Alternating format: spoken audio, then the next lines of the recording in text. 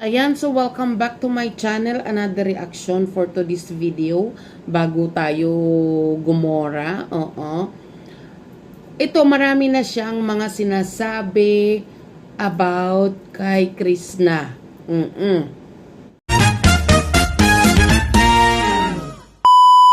So, ayun na nga guys. Nagtataka lang ako dito sa may mga edad na to. Pasintabi po.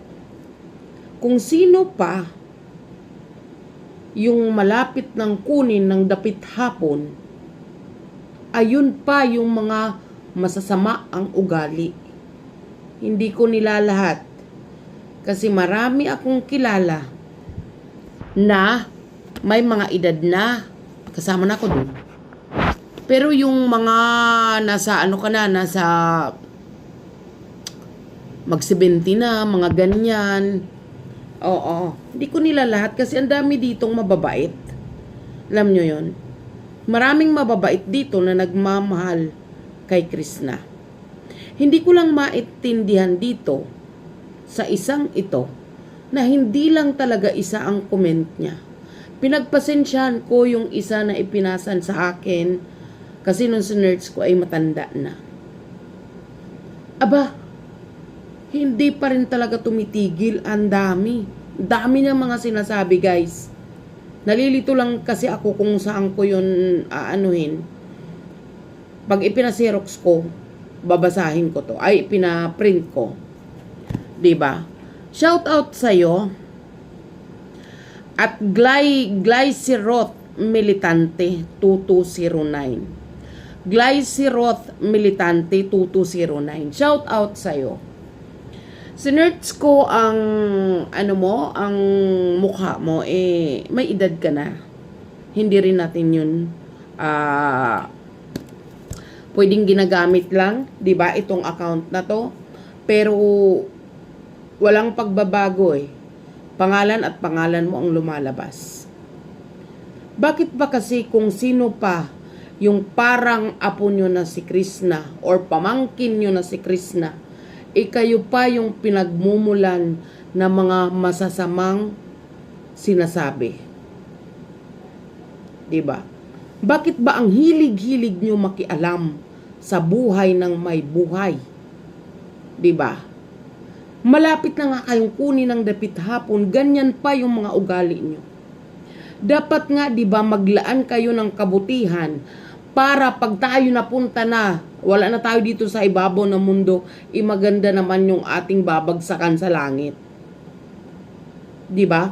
Pero pag yung mga katulad nyo, alam mo, gusto kong sabihin, ipagsindi kayo ng itim na kandila ng mapadali na ang mga buhay nyo. Diba?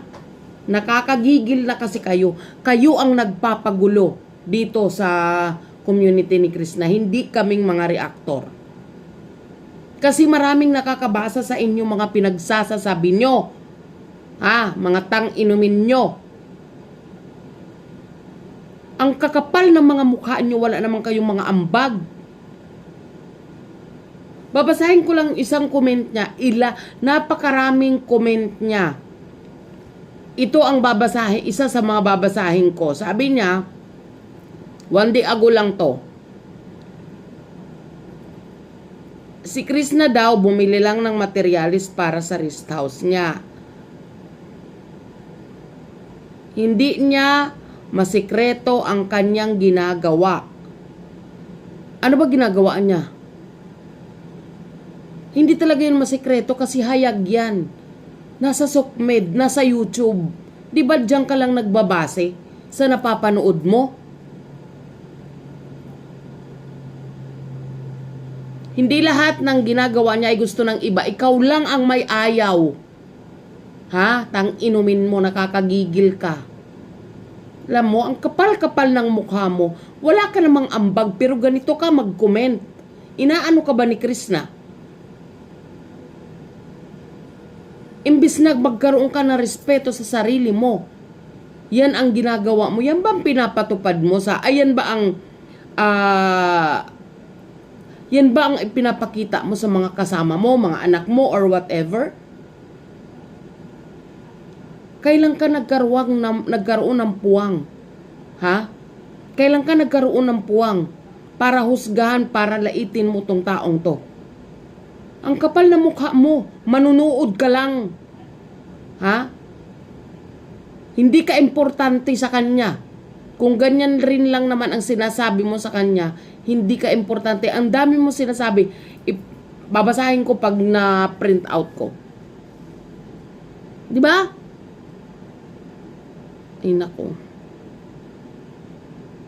Mabunganga talaga siya. Nakakasuffocate. Sabi niya, nakakasuffocate daw. Iba daw talaga pag educated. Naklang teteng. Ang dami nga dito nakapaligid sa amin eh. Puro may tinapos. Sugarol. Katulad mo. Edukada ka ba? Kung edukada ka, mas gugustuhin ko na lang na wala akong pinag-aralan kung ganyan rin lang naman katulad mo ang ugali ko. Diba? Nanonood ka lang sa kanya. Kilala mo ba siya personally? Ha? Glycerot militante? Tapos pag nababanggit kayo dito, mag-PPM kayo, pasensya na, bla bla bla. Dapat sa inyo pinagtitirik ng kandilang itim para manahimik kayo eh.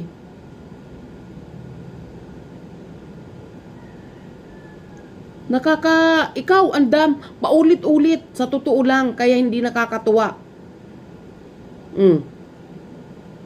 Wag daw maging showy si Krishna. Showy saan? Kung ano-anong pinagsasabi mo, para ka ritong ewan. Pinagpipilit na mag-aral ka. Bakit ba mas marunong ka pa sa desisyon niya? Ba't hindi ka makapaghintay? Ha? May 75 years old nga na nag-aaral eh. Ikaw, may pinag-aralan ka pero ganyan ang ugali mo.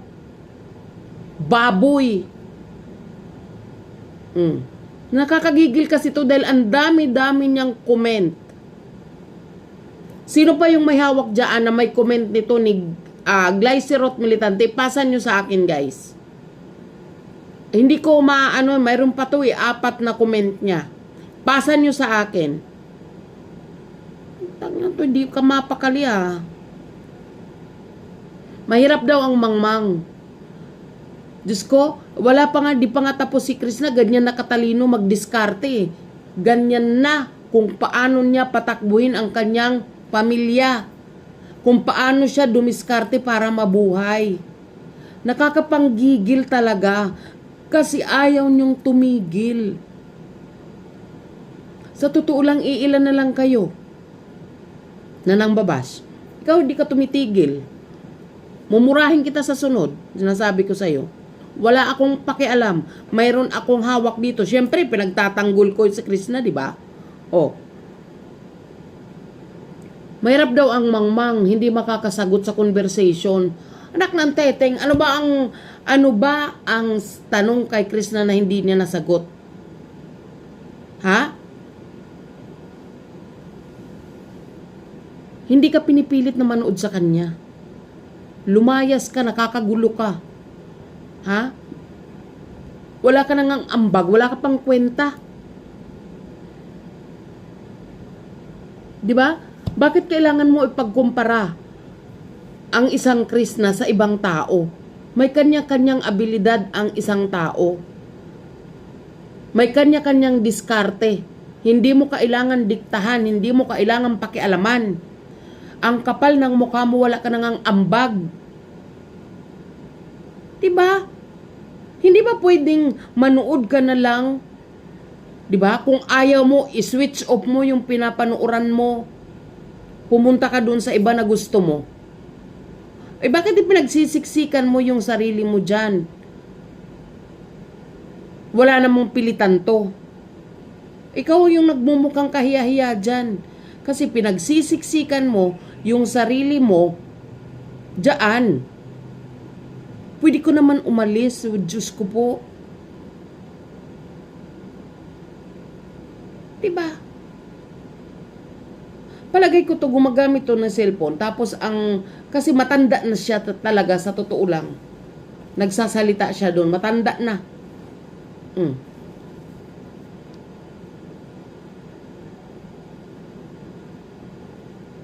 Hindi ka natitigil, hindi natitigil yung bunganga mo.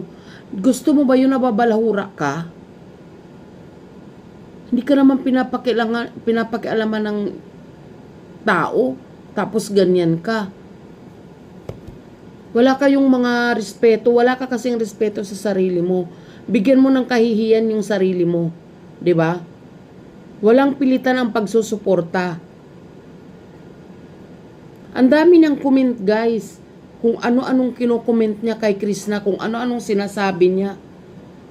'Di ba? Gaano mo ba kakilala si Krishna para husgahan mo ng ganyan? Ang kapal na, naku, nanggigigil talaga ako dito eh. Sa totoo lang, makita ko lang yung iba mong makakomment, aaraw-arawin kita. Sinasabi ko.